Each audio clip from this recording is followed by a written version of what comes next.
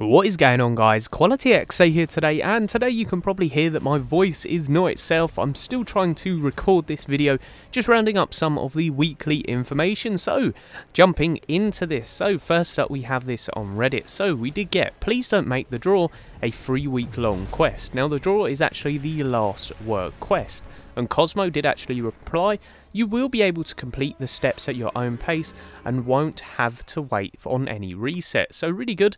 You can either drag this quest out and make it take you weeks, or you can do it as fast as possible. We don't know how long the quest currently is, but again, this is for the last word reward, so pretty awesome that they are confirming that that we won't actually have to go about the resets, similar to how we do for some of the Black Forge stuff. Yes, we won't be talking about that in this video. But yes, moving on, we do get this from Cosmo. He also said, the Drifter has been tinkering with a way to get access to the Anomaly on Io. He says he's getting close. And then somebody replied, alright. So, yeah, really awesome. I think this is obviously a hint towards the DLC that we could be seeing for Joker's Wild. Pretty awesome. It doesn't really explain too much, but he is tinkering for a way to get access to the Anomaly on Io. So, pretty awesome. Once he's got access, I do believe that is going to be part of the quest that we will embark on for Joker's Wild.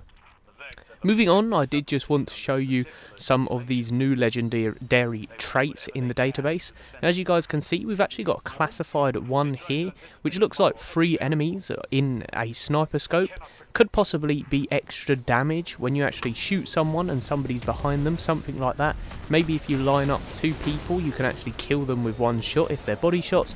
Let me know your thoughts in that comment section below.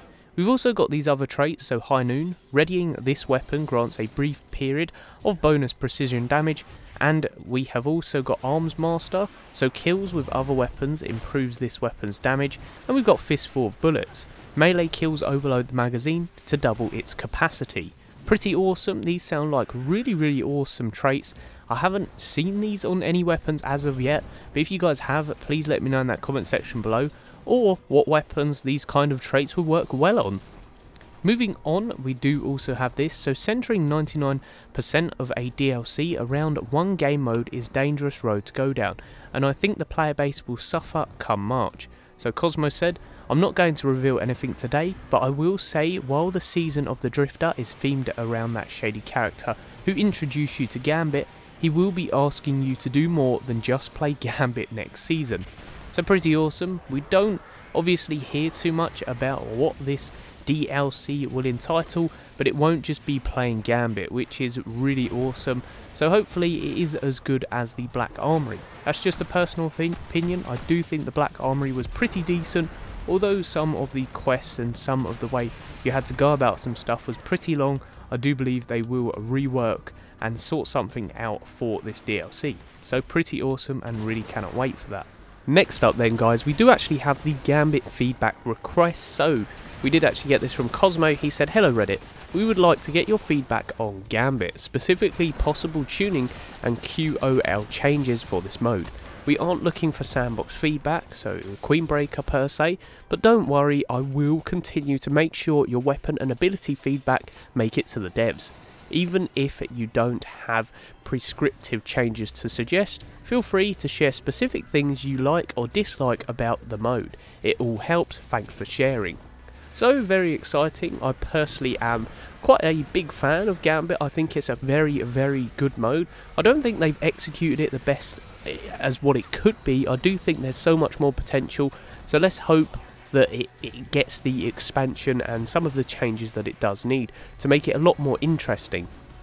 Moving on, we do get this from Vicarious Visions, so it moves on to a new project after Destiny deal cut short. So these are the guys who worked on a load of DLC. I do believe it was the first 2 DLCs for Destiny, so Curse of Osiris. Very interesting that they are going on to different projects. I'm certainly going to be following the studio because I think they did do an excellent job. They worked on a load of stuff with Bungie and of course the Destiny game. So very interesting, and cannot wait to see their work. This also does mean that Bungie have to work extra hard because they're not actually getting the help from this company anymore. What are your thoughts on that? Let me know in that comment section below. Next up, we get this from Bungie Help. So they're investigating reports regarding Radiant Matrix pursuit items being lost from players' postmasters. Players can expect an update on this issue in this week's player support report. So very interesting, expect a fix for that very, very soon. Next up, we do get this from BC Campbell, or B Campbell. He said, at least you can do it this week. I got the one where you have to do a weekly BA bounty, and after I already completed both of mine, have to wait 3 more weeks before I can do Shattered Throne. This is regarding the time it actually takes to go and complete these quests in which you actually get rewards. Some of these quests you actually have to wait on a 3-week cycle, but DMG did reply, passing along feedback about this quest. Don't know if anything will be done for this one, but the feedback will be used to inform future quests. So, future quests will be changing. We do know, obviously, earlier in the video, I did talk about the draw quest, how that's not a time-gated quest. You can actually go and complete it as fast as possible if you guys want to, or you can drag that quest out for your own good. Whatever you guys want to do with that, that is down to you. Next up, we're actually going to be talking about downscaling and light level. So, we did actually get this saying indicated benefits up to a 50 level difference, and Cosmos said overleveling caps at 50 over. Some activities may differ from this. Gambit normalizes all PvE.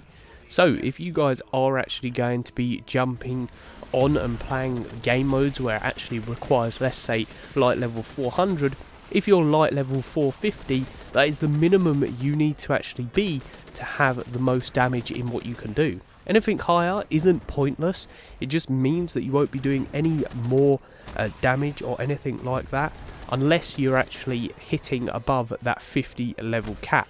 So yeah, pretty awesome to actually hear about this. Next up, we do actually get some changes about weapon archetypes. So we've got auto rifles, scout rifles and sniper rifles. We do get the damage increase for rapid fire, adaptive and high impact families. Scout rifles got damage increase for lightweight and rapid fire families, as well as increase to all scout rifles in PvE. And sniper rifles got increased damage on rapid fire archetype to be able to kill in 2 body shots. Pretty awesome. Next up, we do have some of the exotic changes as well. So Legend of Acreus got increased damage and bumped out of range slightly. So Telesto, PvP damage brought down to match the standard fusion rifle charge rate. The optics was also increased to match fusion rifles with long range scopes. We've also got trace rifles, so increase the minimum amount of ammo you could receive from special ammo boxes. And yeah, that is pretty much the bigger changes. We also got reduced the strength of the wave splitter in PvP as well. So yeah, some really good changes in the right direction. We did also get the resolved issues, so if there's any issues that you guys wanted to check out, I will leave this screenshot on the screen. But yeah, let me know in that comment section below if you have any issues with the game currently.